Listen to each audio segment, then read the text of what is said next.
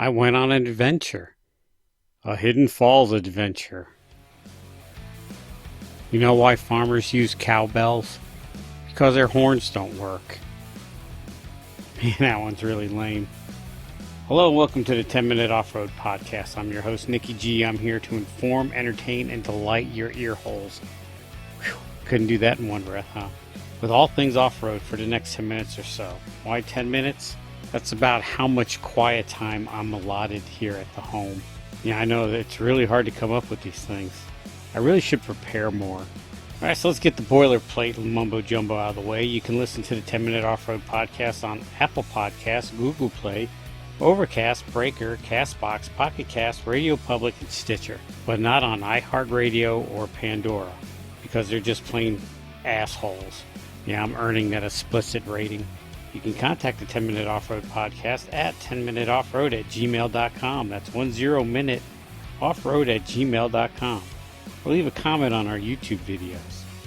You can follow the 10-Minute Off-Road Podcast on all the social media platforms such as Instagram, Twitter, Facebook, and YouTube, but never TikTok.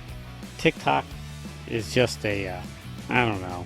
It seems like it's really gone really political. And we won't bring up MySpace or Snapchat. I think Twitter's going to the ways of that. But I'm an old dude, so I don't know what's up with you hip kids. Alright, now that we got all that legal mumbo jumbo out of the way, I want to talk about what I did this past weekend. I went down to Texas land to Hidden Falls Off-Road Adventure Park, the Jeep Talk Show. And if you don't listen to the Jeep Talk Show, you should. It's a talk show about Jeeps. Jeep Talk Show was hosting their third annual Hidden Falls event, where they just kind of meet up at Hidden Falls and go trail riding. For me to drive down there, it would have been a colossal affair. It's about 1,800 miles, or no, I'm sorry, 1,200 miles from my house to the Hidden Falls Off-Road Park. Google Maps had it as 18 and a half hours of driving time. With the way I drive, that could have been easily turned up to 23, 24 hours of driving time. And then driving in XJ, that adds an extra couple of hours. I'm looking at about 24 to 26, maybe even close to 30 hours of driving time being on the road. And that's with stopping for food and gas and looking at the world's largest ball of twine crap. With my driving technique of driving 8 hours on, 8 hours off, 8 hours on, I can get 16 hours of driving in a day. So I think I could have made it there in 2 days, make it 2.5, so I can get there and rest up before I go on a trail ride. The last thing I want to do is come rolling into town at the last minute and then hit the trails. I'll be tired and cranky and really, really screwing stuff up then. Threw all that aside and opted to invoke my employee privileges at work and fly for free. So I flew standby down there. And I rented a car, a Toyota RAV4, which, first time driving a RAV4, and I got to tell you, it's a pretty comfortable ride. I've kind of enjoyed it. When I first got there, I was tired, jumped into RAV4, started the 3.5 hour trek from Dallas to Hidden Falls. I got about an hour down the road outside of Dallas and couldn't drive any further, just got tired. So pulled over to a truck stop, laid the back seat down, and my tiny ass could lay down pretty good in the back of a RAV4, and I had a good night. I think it's because I was dead dog tired.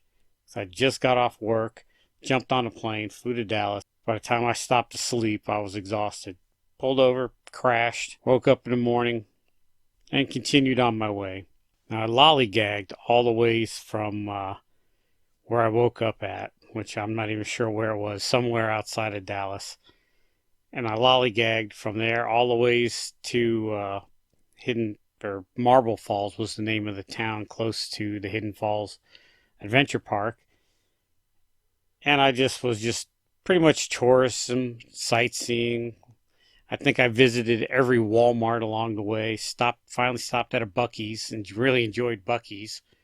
If you know what Buc-ee's is, it's if Walmart and QT and Cracker Barrel had a threesome. The love child would be Bucky's. It's a huge ass gas station. It's almost a tourist attraction in itself. But back on track, because I'm burning up my 10 minutes pretty damn quick. Made it to the park. First time wheeling in Texas, but I never really wheeled, so I'm not going to count it as wheeling. I got to tell you, the terrain was quite different. Texas was flat until we got to southwest Texas, and then there was the parks along the banks of the Colorado River. There was quite a bit of terrain. Nothing like the Smokies. You don't see the thousands of feet high peaks, but it was more than I expected. It wasn't really sandy, but it really wasn't dirt. It had like this fine silt to it that it just made everything kind of slick to walk on. It seemed like the Jeeps were crawling over everything with ease. I didn't see anybody really have a hard time with anything. And there was some pretty insane obstacles. And I wouldn't say insane. If you're familiar with Uwharrie, I'd compare the trails to Dickie Bell. Everything had a limestone that the rocks broke when Jeeps drove over them. Sometimes. Some of them didn't. There's a lot of sheer face ledges, like 2-3 feet tall. You could tell that the terrain was from erosion, and all the trails looked like it was a creek bed.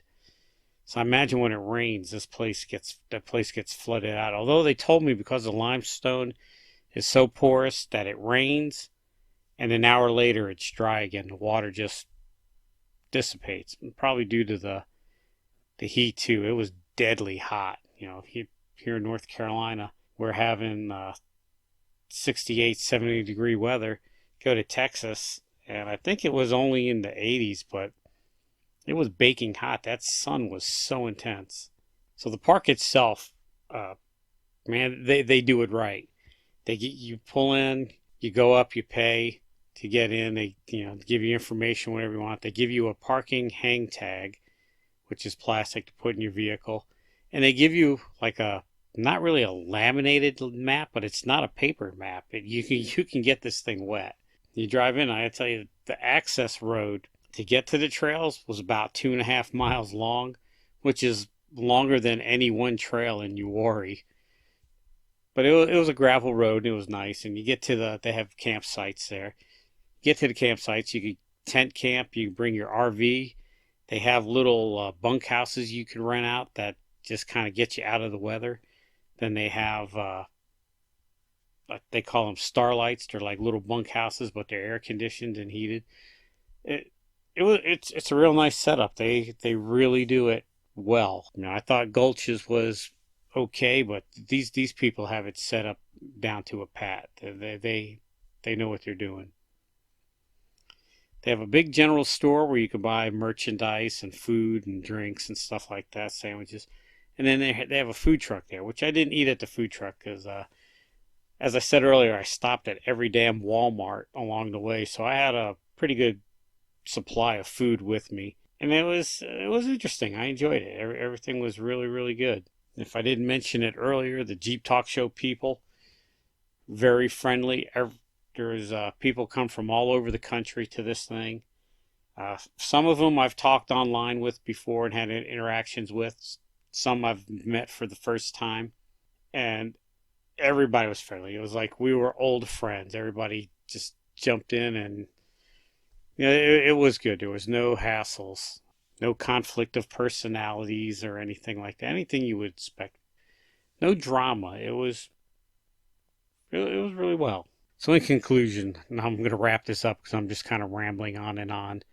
Went to the Jeep Talk Show Hidden Falls event. Had a great time. If you get a chance to go to one, go. These things are kind of off the cuff. I don't think they have like set dates or anything. And I really think they're trying to get together a couple of times a year. And they're talking about spreading out and holding them in different parts of the country. Got to go to them. It was very good. Very pleasant experience. And if you're not going to the Jeep Talk Show event and you're out in Texas way, go to Hidden Falls. If you're into it, it's a Jeep badge of honor. If you're not, hit some nice trails. And like I said, it's terrain I've never seen. I've been wheeling in Arizona, and it's a different terrain than Arizona. It's I don't know how to describe it other than it was good.